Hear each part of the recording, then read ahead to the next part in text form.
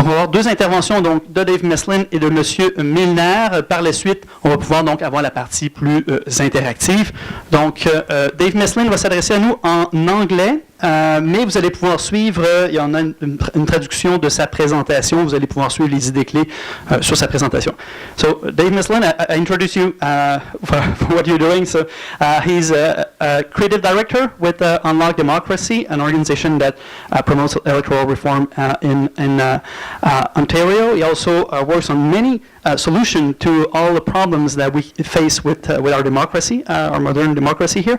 But today he addresses the issue of electoral reform at the municipal level with the example of Toronto, but also with Ontario, because we have some changes lately that are affecting and that maybe we can get inspired and apply here in Quebec. Dave.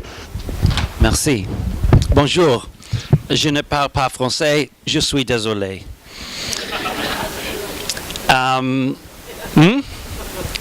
My name's Dave, I'm from Toronto. Thank you so much for inviting me. Jean-Sébastien, thank you for being here. I'm going to share some stories of what's going on in Ontario. I apologize for not being bilingual. They teach it to us in schools, I just wasn't paying attention at the time. I think municipal government is the most important level of government, and we're taught the opposite. We're taught that it's the lowest and provincial is higher and federal is the highest level. In terms of how government affects our daily lives, I think absolutely municipal is by far the most important and relevant, and yet shockingly it's the lowest level of participation and the lowest level of diversity, which is low for all three levels, but municipally it's the lowest, even just for women alone. In 2016, out of the 50 largest cities in Canada, 4 have female mayors. 4 out of 50. 2 in Ontario, 1 in BC, and 1 in Quebec. Wow, staggering. And that's an area where we think we've made a lot of progress. So you can imagine how low it is for visible minorities, for people of different sexual orientation, for physical disabilities, etc. It's virtually zero. So that's a problem. So, oh, weird. It's the same picture. So I'm going to go through some of the experiences I've had in Ontario chronologically to how we got to where we are now. And I've broken it down into a few steps. So step 1 for me was to test drive the system. I knew something was wrong with the system because of the lack of participation, because of the lack of diversity, but I didn't think it was appropriate for me to criticize it and propose solutions without really trying it out, getting behind the wheel. But there were no candidates that I really liked. We don't have parties in Montreal, although it sounds like you don't really have parties here, but we'll talk about that separately. So I didn't know how to get involved. I didn't want to run for office because councillors have to wake up very early for meetings, and I'm not a morning person. So what I did is I created a very fun project called City Idol, and just like American Idol, or I guess Canadian Idol, or maybe there's a Quebec Idol, I don't know. Instead of getting people on a stage competing with their voices and their songs, we invited people onto a stage to compete with their ideas of why they would be a great city councillor. And we had 600 people in the audience. We had 70 candidates, and they were very diverse. They were old, they were young, they were right, they were left. They represented all the different languages and ethnicities of Toronto. And when you win Canadian Idol, you win a record deal. You get an album. If you win City Idol, you win an election campaign. We run you for office. We give you a website, election signs, flyers, T-shirts, buttons, everything. So we were opening the doors to a population that didn't usually know how to get into this kind of insider's game. And the idealism behind it was that if we made it inclusive and participatory and fun, we would reach a more broad, diverse audience. And it worked. It was really, really fun. Here's our 4 finalists from Scarborough, Etobicoke, North York, and downtown. And you can see there's a Persian female, a Sikh female, Desmond Cole is there. So it's really, it's Toronto. I mean, this is what the streets look like. It's not what our city hall looks about as diverse as the Toronto Maple Leafs. And the city is extremely diverse, and it's something we're proud of. but it's not reflected in our corridors of power, and I think that's a real shame. There's a documentary film that was made about that called City Idol, and I brought a few copies for anyone who's interested. Step 2, put the issue on the map. As we all know, not a lot of people spend a lot of time thinking about democratic systems and voting reform. You have to make it interesting. You have to get the media talking about it. You need to get it outside of just this room. Although this is great that you've got even you here. This is a fantastic event. But for change to happen, you've got to put it on the map in the mainstream. So we created a project called Better Ballots. And the website is betterballots.to. .to is for Toronto, but it's actually the domain for a country called Tonga. But works for me. So it was in 2010. We looked at 14 different options for reform. 14 things that we weren't doing in Toronto, but that were being done in other cities. And in fact, we had 3 ideas from Montreal. One is weekend voting. We vote on Mondays. I believe you vote on Sundays. Vancouver, I think, Saturdays maybe. Number 2, your borough system, I think, is incredible. It's very inspiring. We were forcibly amalgamated in '97, but without any borough system at all. We just essentially shut down 5 city halls. And the geography now, City Hall is very geographically far from a lot of neighborhoods in Toronto. And what's the third? Parties. You have parties, sort of. We don't, sort of. But we also looked at who gets to vote. Should we extend voting rights to non-citizens who pay taxes, whose kids go to the schools? You know, we talk about no taxation without representation. Well, there's tens of thousands, hundreds of thousands, I believe, of people in Toronto who pay taxes. Kids go to the school. They work in the city. They pay sales tax. They pay income tax. They pay property tax, and they can't vote. I think that's crazy. So we talked about that. We talked about lowering the voting age to 16. We talked about different types of voting systems. But the interesting thing about Better Ballots, the way we put this on the map is that we weren't advocating for any of these solutions. We were facilitating a dialogue. And that allowed a lot of large institutions to sponsor this who wouldn't have gotten involved otherwise. So we identified 4 problems which everyone agreed with. Turnout is very low, voter turnout. Turnover, so getting the same councillors winning over and over again, the lack of diversity, and distorted results. In terms of distorted results, here's some councillors. These are city councillors in Toronto who won their elections in 2014, and they won with some of them with 36%, 34%, 28%, 25%, and believe it or not, this is not science fiction. This is someone who won their election with, oh, thank you, you're one step ahead of me, merci, with 17% of the vote, which kind of defeats the whole point of having an election, in my opinion. Now, to be fair to her, that was an open ward. There was no incumbent councillor who was running again. But if you look at the 25 and the 28, those are people who had been in office the previous term. So we talk about how incumbents win over and over again because of name recognition, as if voters are so stupid and lazy that they just vote for the people they know. Well, in the case of Ron Moser and Frank, see, God is getting angry now. These things are waving around.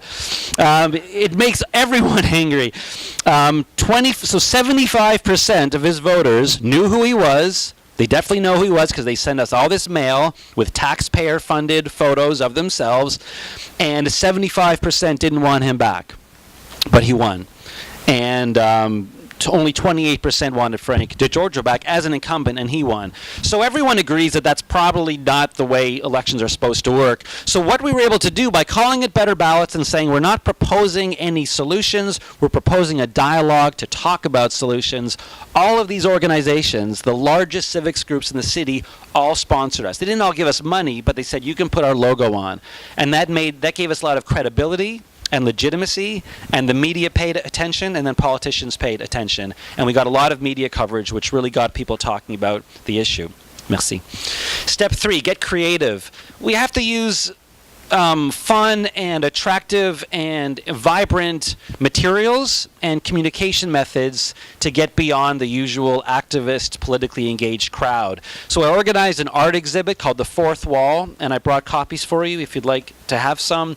It was a booklet, but also each page was printed out as a 4 feet by 3 feet board, and it was installed in a beautiful gallery. And we had a big opening night, and counselors came, and the city clerk came, and we got people talking about the issues by making all these pretty charts and photos and illustrations and fun stories and anecdotes about 36 specific reforms to make government more participatory, accessible, and responsive. And that was a very successful project, again, just to get more people talking. Step 4, open the doors. So I don't know what the situation here is in Quebec. In Ontario, the municipalities are highly regulated and restricted in terms of what they can do for city elections. So out of the 14 options we proposed for the reforms, we found out that a bunch of them cities weren't even allowed to do. So, for example, online voting on your computer, any city in Ontario is allowed to do that. But if you want to start a party, there's no mechanism to do that. If you want to use a ranked ballot, there's no mechanism to do that. So we launched a campaign called Local Choice. And similar to Better Ballots, we weren't saying that any city should implement these reforms. We were saying to councillors, shouldn't you have the right as the councillors, as the elected councillors representing these cities, to decide what works best for you? Because what's good for Toronto isn't the right solution for Kingston or London or Windsor or Montreal or anywhere. It has to be a local process to figure out, because as has been mentioned a few times, there's no perfect political process. Every election system has benefits and flaws. First past the post has the most flaws, and probably, I would say that might be the only one that doesn't have benefits. You could say it's the simplest, but I would disagree. I would say dictatorship is by far the simplest, and the cheapest election to run is to not have one. So we don't want to go down that route. There really are no benefits to first pass. I don't actually consider it a voting system. So on a spectrum of voting systems, you can place them on how fair they are. First past the post is a very expensive form of randomization. And you could roll dice or throw darts and get just as accurate results, if not more, and save millions of dollars. It's an option you should explore. Either fix your voting system or throw darts. But first past the post is not a voting system. It doesn't meet any criteria that you could imagine of what a voting system is. So what was I talking about? Local choice. So and you have to be careful here. We had a very different message for the province than to the councillors. Because essentially we were asking the province to change legislation to allow cities to have more choice. So we would talk to a councillor and say, you should support our campaign, because you need more choice and flexibility to design your local elections. And then we go to the province and say, cities are talking about doing crazy stuff like ranked ballots or parties. You need to control the cities and create legislation that with regulations to make sure they don't do it wrong. You can't go to the province and say, give away all your power. So we always had a different message depending on who the audience was, and that worked very effectively. So we made postcards. We actually purchased a list of every councillor and mayor in Ontario. There's about 3,000, I think, 444 municipalities. And we sent them all a message saying, do you want more choice? Do you want more power and flexibility? And we gave them these cards. A lot of them signed it from all across the province, mayors and councillors, and then we got more media exposure out of that. Here's a map of all the councillors in different parts of Ontario who supported the campaign. And sure enough, the provincial party started paying attention. There was a private members bill from the NDP, and then a private members bill from the Liberals. And then we had an election call. And the NDP in Ontario said, if we're elected, we will let Toronto use a ranked ballot. And the Liberals said, if we're elected, we will let any city in Ontario use a ranked ballot. And a ranked ballot is very simple. You've probably seen it in play. Every party uses a runoff for their leadership, for their local nominations. You need to get 50% to win if it's a single winner election. If no one gets 50%, you drop off the candidate with the least. And then if it's a multi-round election, you say, okay, everyone vote again. We have fewer candidates. With a ranked ballot, you don't have to do that because you already know who the second choices are. So if we were running for mayor or for leader and I had the least on the first count, my votes, my ballots that my supporters gave to me would go to you and you based on who the second choices were on each ballot. You keep doing that until someone has a majority. It ensures that anyone is allowed to run without being accused of splitting the left or splitting the visible minority vote or splitting the urban vote or splitting whatever. Everyone can vote with their heart without having to vote strategically. It makes the campaigning much more positive because I want their supporters to like me enough to at least put me second, so I can't go negative and attack them. And you don't end up with winners winning with 17% of the vote. As of 2018, this will be an option for cities in Ontario to use, which is historic. I should mention that people often talk about voting reform as if people advocating for a ranked ballot or proportional representation are proposing some weird, obscure thing that they only use in Israel and Italy, and those places are so chaotic. So why are we even talking about this? The truth is, first past the post is one of the most obscure systems in the world. Of all the countries that are part of the OECD, I don't know what the acronym is in French. That. There is only one country that uses first past the post universally for all elections at all levels of government. One. It's Canada, and we should be very embarrassed by that. We are the absolute worldwide fringe of voting systems, using a voting system that isn't even, as I said before, really a voting system. Because it does, if you define a voting system as some kind of process where we express a desire which translates into a government, we don't have that. That's not what first past the post. It doesn't even try and do that. That's not what it's designed to do. I don't know what it's designed to do. It actually, to be fair, it works very well in a two-candidate race. If me and you are running against each other, first past the post is fantastic. But that's not relevant to anything we're talking about, because that's not how our races work. So step 5, advocacy. Then we said, okay, now we're going to fight for what we want. We launched a campaign called Rabbit, the Ranked Ballot Initiative of Toronto. And my idea there was that, I don't know if they do this in Quebec, but in Toronto, the cell phone companies rent billboards and they sell cell phone plans with animals. Rabbits and snakes and lizards, and people think they're cute, so they buy the phone. So I thought I should use a cute animal to sell voting reform. So that's why we have the rabbit campaign. We made thousands of beer coasters, which we call juice coasters when we're talking to high school students. And we really did a lot of things with t-shirts and buttons to make it fun, to make it sexy, to make it accessible to people. And the campaign got a lot of attention, a lot of endorsements. And now I'm running a project called 123 Ontario, which is a network of campaigns like Rabbit. We have, I think there's another slide, we have campaigns in Ottawa, in Sudbury, in Windsor, and they're all volunteers. All these people are just passionate volunteers who want to see a fair voting system. And where we are now is Bill 181. It's brought in by the provincial Liberal government. It's gone through first reading. It's gone through second reading. It's in committee. We had our first day of committee hearings last week. Our second day is this week. They have a majority, so there's a very good chance they're going to be able to get this passed through the legislature. This is absolutely historic. Ontario will be the first jurisdiction anywhere in Canada that allows a non-first-past-the-post election system to be used, and I should specify that it's being allowed to be used in two ways. One is in a single-member district, so you elect one person per ward, which I believe you do here right now, or as a mayor, and you need to get 50% plus one to win. But we're also proposing that cities can use it in a multi-member district, where you have 2 councillors or 3 or 4 in each ward, like Vancouver, where they have their whole council is just one ward, at large. When you do that, it's actually proportional. It's a form of proportional representation. And proportional representation is really the best kind of voting system because it's proportional. The outcome is proportional to what people asked for.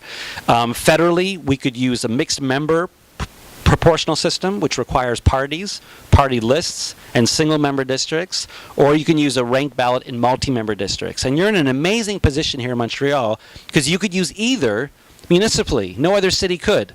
You're the only city that could implement MMP because you're the only city I know of, like large Canadian city, that has both single-member districts and parties. Vancouver has parties, but at large. Toronto doesn't have parties. So you could do MMP here municipally, which would be really cool. I think you should look at it. But you could also do STV by making some of your districts multi-member. And then I'll end by saying that I'm working on a project right now. I'm trying to accumulate 100 remedies for a broken democracy. I have some cards I'll be handing out. Our democracy is sick. We all need to be the doctors. This list of remedies is going to be published next year as a book by Penguin Random House, and I'm crowdsourcing the remedies. Anyone can go to the website and submit their own ideas. So I would love for you to submit your ideas in English or French. I need all the ideas I can get. And as I said, this will be published next spring in English and maybe at some point in French as well. I'll figure that out. Thank you so much for your time and your patience. Thank you, Dave. C'est clair que ça sera positif. Pas grand changement, mais ça va, comme, par exemple, permettre beaucoup de gens qui ne sont pas des élus d'être élus